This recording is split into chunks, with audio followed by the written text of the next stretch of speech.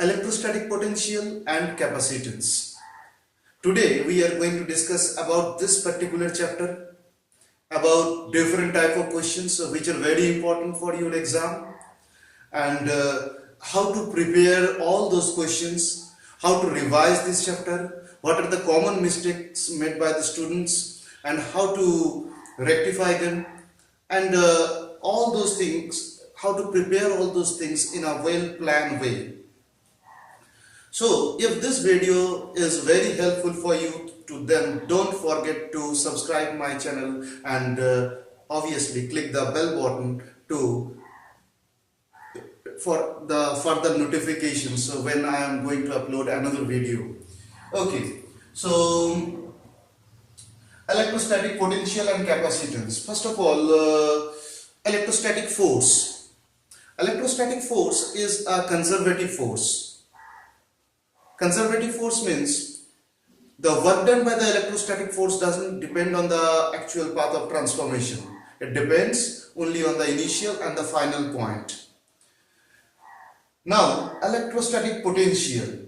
The electrostatic potential at any point on the electric field is defined as the amount of work done to bring a unit positive charge from infinity to that point.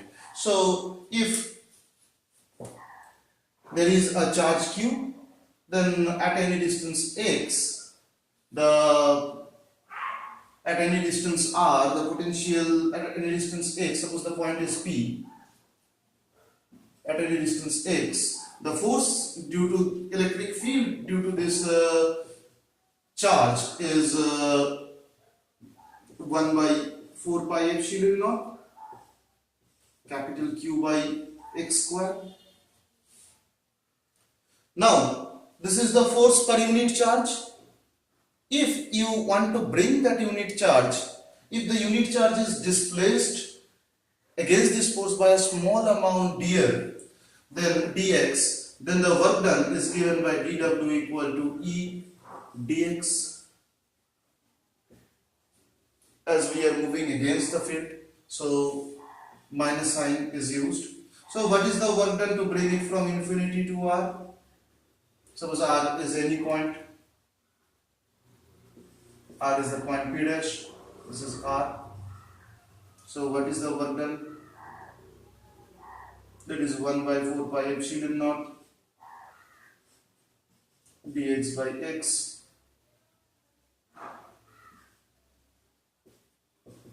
If you complete the integration, there is a q. If you complete the integration, then you will get 1 by 4 pi epsilon naught q by r. This is the potential. This is the potential for plus q charge at the point p dash, that is at a distance r. For plus q charge at this particular point, this is the potential. So this is the amount of work done to bring a unit positive charge at that point, or this is the potential energy per unit charge.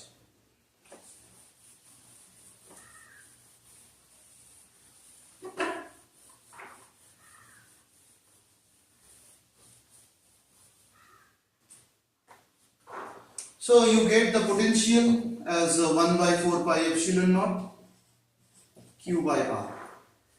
Now, what will be the expression for potential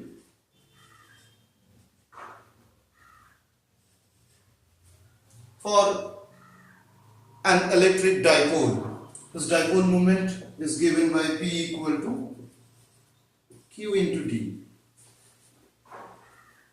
Okay, so let a point P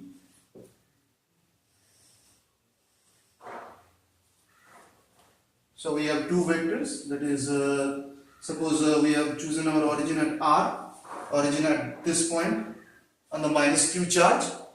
So let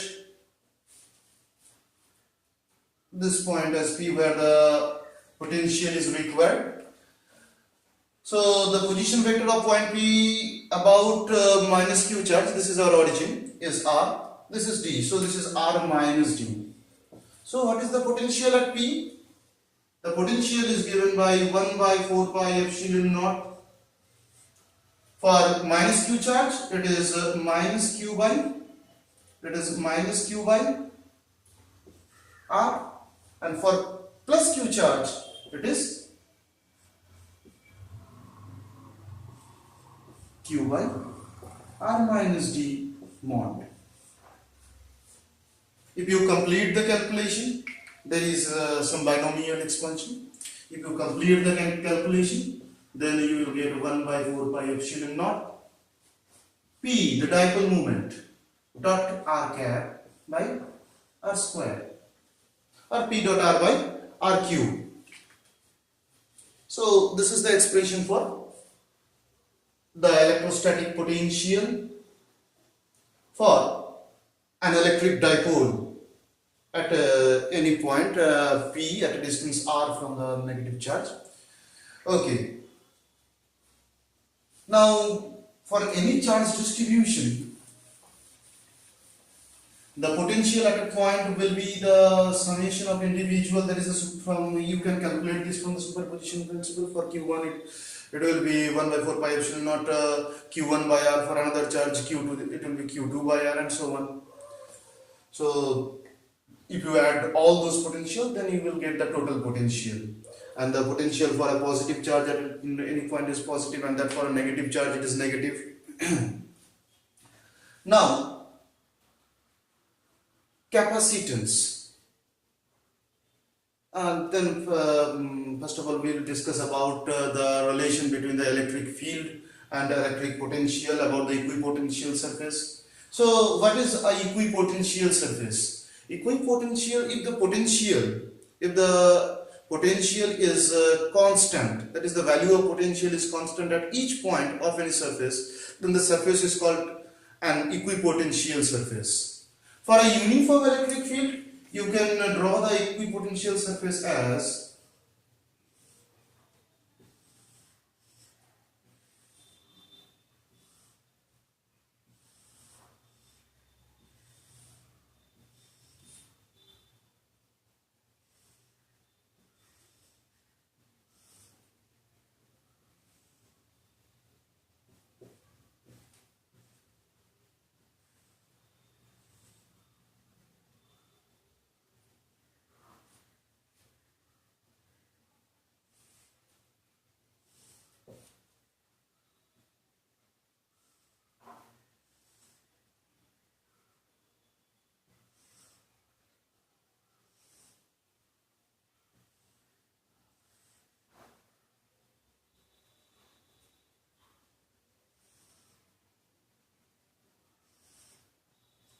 so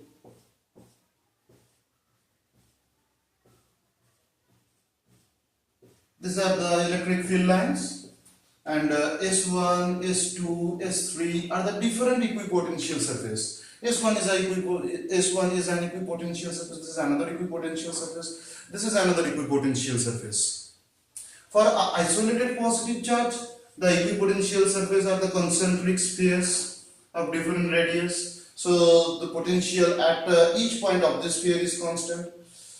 The potential at each point on this surface is constant, but the values of the potential on the surface of this sphere is not equal to the value of potential at the surface of this. So those are the different equipotential surfaces. Those are the different equipotential surfaces.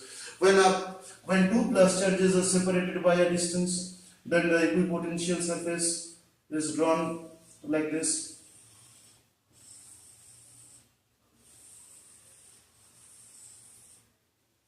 For negative charges also the equipotential. So you can draw those equipotential surface for different charged configurations. Okay. Now, what is the relation between electric field and electric potential?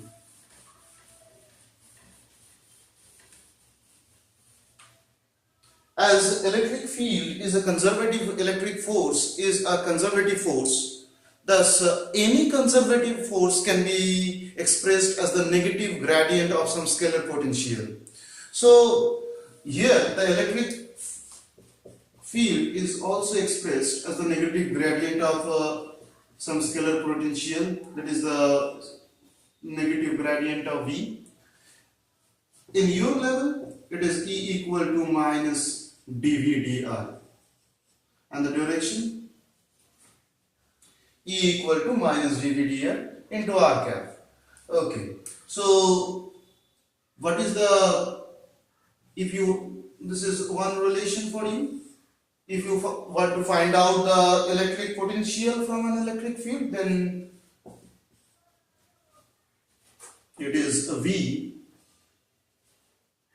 equal to minus E dot dr integration minus, the limit depends from where you are, from the initial and the final point. So V equal to minus E dot dr and E equal to minus dV dr. Those are the relation between electric field and electric potential. Now capacitance. Capacitance or capacitor. Capacitor is two metallic surface separated by a small distance or separated by some insulating object called the dielectrics. So capacitor has the capacity to store some charge on its surface. So if Q is the charge stored on the surface of a capacitor, then the amount of charge stored on the capacitor is directly proportional to the potential difference, that is Q proportional to V, or Q equal to CV. So that is Q equal to CV. So C equal to Q by V.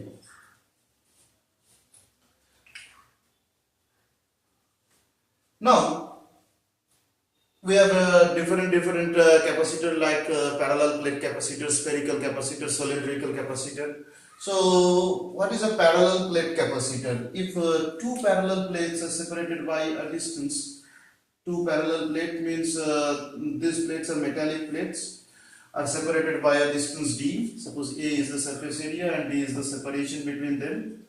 Then this system is called a parallel plate capacitor. This system is called a parallel plate capacitor. What is the capacitance of this capacitor? You can derive the expression for the capacitance very easily. The electric field near a conductor, is given by sigma by epsilon naught. Vectorically, A equal to electrostatic field inside the conductor is 0, and just outside the conductor it is given by E equal to sigma by epsilon naught into n cap. N cap is a unit vector just in the outward normal direction of the surface. So this is sigma by epsilon naught. Now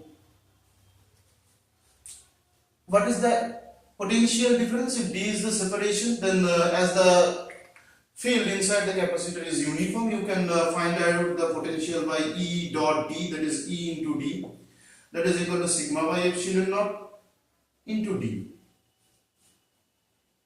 Now what is the charge? Q equal to sigma is the charge density, surface charge density, then sigma into A.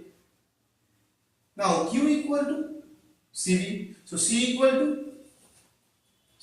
to Q by V, Q equal to sigma into A, and V equal to sigma D by epsilon naught. So it is epsilon naught A by D. So this is epsilon naught A by D. This is the expression for the capacitance of a parallel plate capacitor. Now different type of questions are asked, like if a small conducting plate is introduced in between the parallel plates, then what will be the capacitance? If a dielectric slab is introduced in between the parallel plates, then what will be the capacitance? So you have to combine different things, whether the connection is in series, whether the connection is in parallel, then you should calculate those results. I am giving some example. If the space between the two parallel plates is fully filled by a dielectric medium of dielectric constant K, Then the capacitance is given by epsilon naught Ka by D, where K is the dielectric constant, K equal to epsilon by epsilon naught. So then the capacitance is given by epsilon naught Ka by D if the medium between the two parallel plates is fully filled by some dielectric material of dielectric constant K. Now, suppose I am giving you some configurations.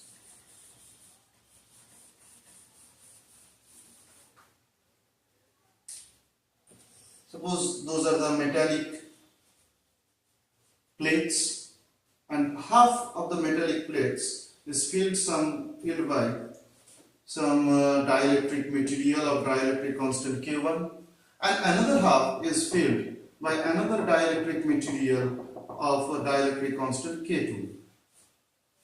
Now find out the equivalent, and the separation is D and the area is A. Area of the plates is area of the plates are A, into each are A.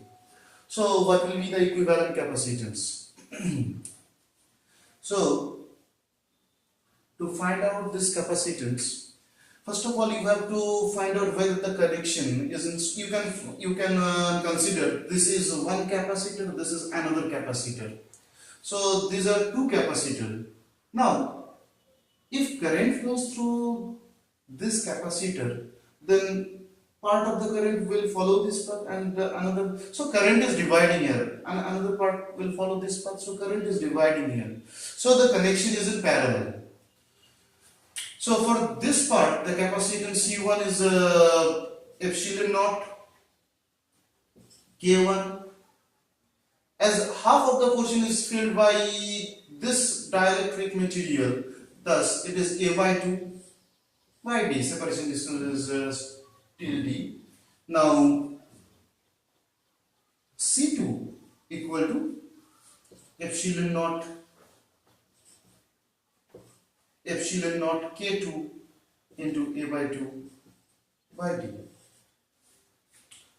Now what are the formulae for series and parallel combination of the capacitor? In series, it is given by 1 by Cs equal to 1 by C1 plus 1 by C2. If there are several capacitors, then 1 by C1 plus 1 by C2 plus 1 by C3 and so on. And in parallel, Cp equal to C1 plus C2 and so on. So here the equivalent capacitors, those are connected in parallel. So this is C1 plus C2, simply C1 plus C2. So the net capacitance equal to epsilon naught A by 2D, epsilon naught A by 2D into K1 plus K2. Okay. If these are the metallic plates, this is the separation D again. Suppose this representing in this side. So this is the separation D. Now half of the portion is filled by K1. This is K1, and another half with K2. This is D by 2. This is also D by 2. So those are the metallic plates. Now the amount of current passing through K1, that is the first, if you think this is one capacitor and this is another capacitor, then the amount of current flowing through first capacitor should follow the second one. So there is no branching of current, same amount of current is passing through both the capacitors. So they are connected in series. So first of all, find out C1, that is epsilon naught K1 A by D by 2, C2 epsilon naught K2 A by D by 2. and then make a combination 1 by C is equal to 1 by C1 plus 1 by C2. Remember that one common mistake made by the students that they put the formula of series combination 1 by C1 plus 1 by C2 but write in this way, C is equal to 1 by C1 plus 1 by C2. Then the entire calculation become wrong. So remind that 1 by C1 equal to 1 by C2 plus 1 by C3. Even the students are very good and well known about the formula, make these common mistakes. Okay. Now those are the about series and parallel combination. Next,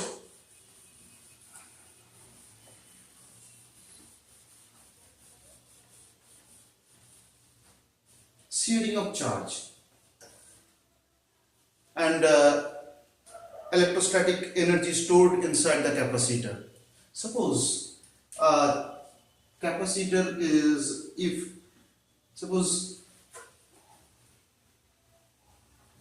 Q is the charge stored in a capacitor of capacitance C at any time. So what is the potential difference?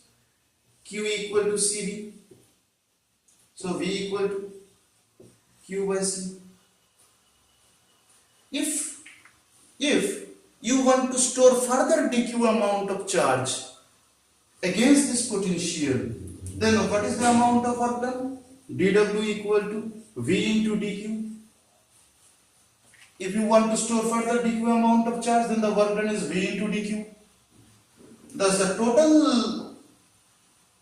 total work done to charge the capacitor from 0 to Q is integration 0 to Q V dq, that is equal to Q by C into dq, and that is Q square by 2C. That is equal to Q square by 2C. Those are the very simple derivations. Now, so this amount of energy will be stored in the capacitor as its potential energy. So work done equal to Q square by 2C. Again, if you put the value Q equal to CV, C square V square by 2C, that is equal to half CV square, and so on. So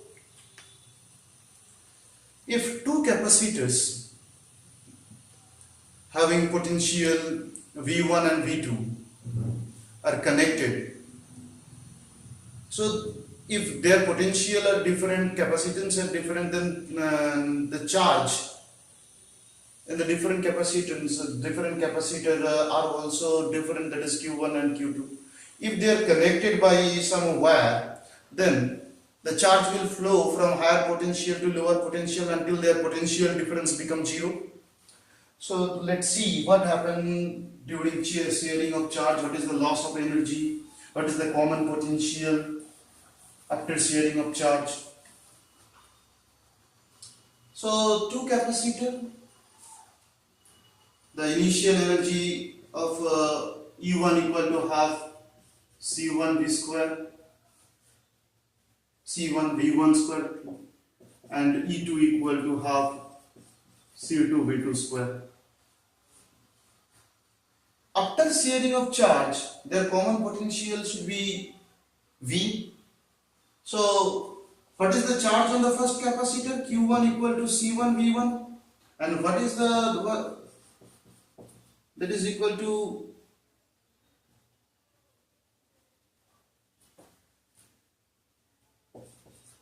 C2 V2.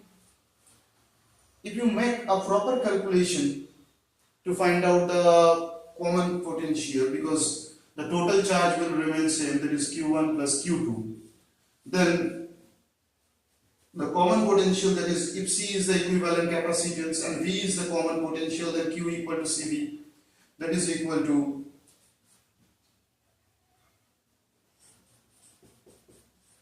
C1 V1 and C2 V2. Now C equal to C1 plus C2, as they are connected in parallel. So C equal to C1 plus C2. So common potential V equal to C1 V1 plus C2 V2 by C1 plus C2. Okay, this is the common potential. This is the common potential after sharing of charge. Okay, what is the loss of energy during sharing of charge? This is the common potential. So loss of energy delta E is equal to initial energy minus final energy. So what is the initial energy? Half C1 V1 square plus half C2 V2 square minus half equivalent capacitance C equal to C1 plus C2. This is equivalent capacitance after combining them by a metallic wire.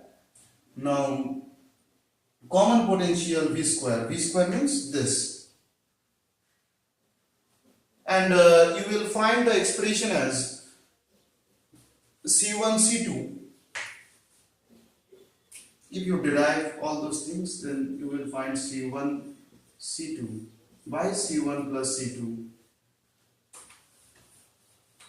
into V1 minus V2 whole square half.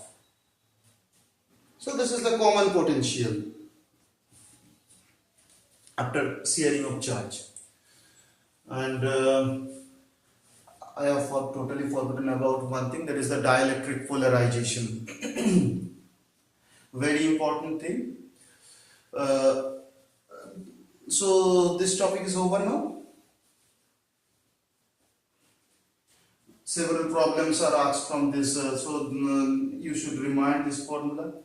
Again, sometimes use of formula become more difficult. So then, how we have derived, you have also to memorize the derivation. So different steps are very useful in that cases.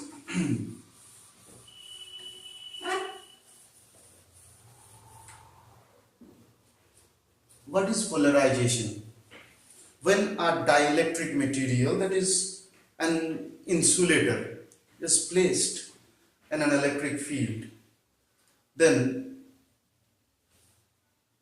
they are polarized. What happened? You have the concept of center of mass. In this way, you can also think about the center of charge, that is the charge center. So what is center of charge?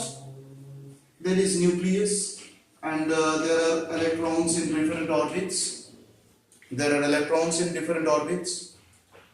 So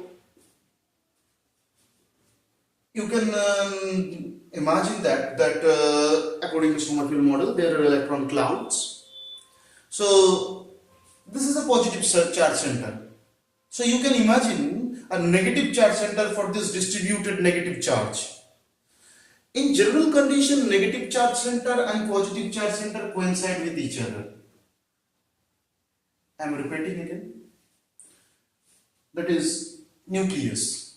This is the positive charge center, and electrons are in form of cloud around this nucleus. So you can imagine a negative charge center for this electron cloud. In general condition, negative charge center and positive charge center coincide with each other.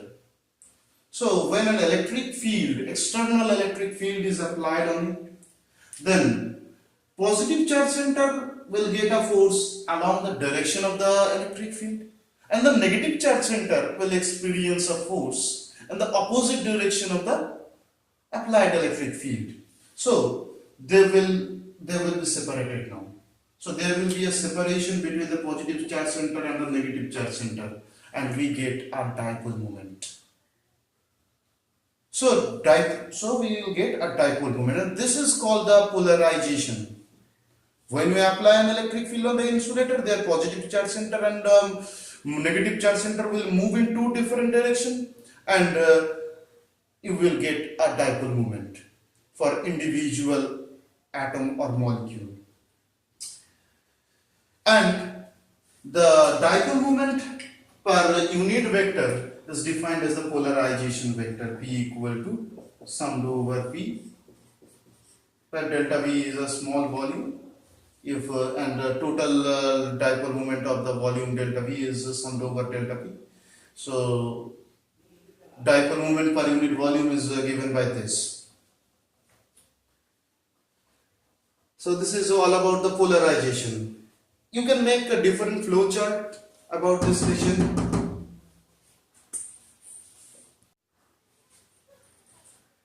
Flow chart like this: electric potential relation between electric potential and electric field E equal to minus dV into r cap, where r cap is the position vector of that particular point where you are going to determine the electric field.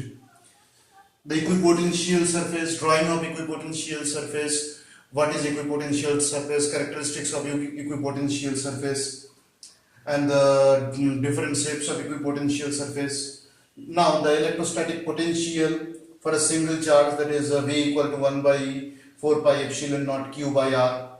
This is for a single charge. For a dipole, V equal to 1 by 4 pi epsilon naught P dot R cap. R cap is a unit vector along R.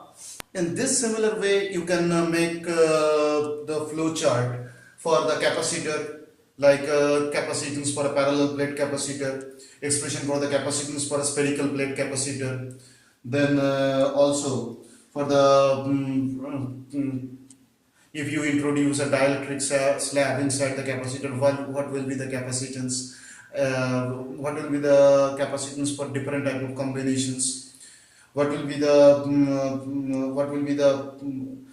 potential after sharing of charge, common potential after sharing of charge? What is the loss of energy during sharing of charge, and so on.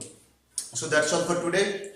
Don't forget to subscribe my channel, and obviously click the bell button, and for further video make a regular visit on this particular channel. So bye bye for today.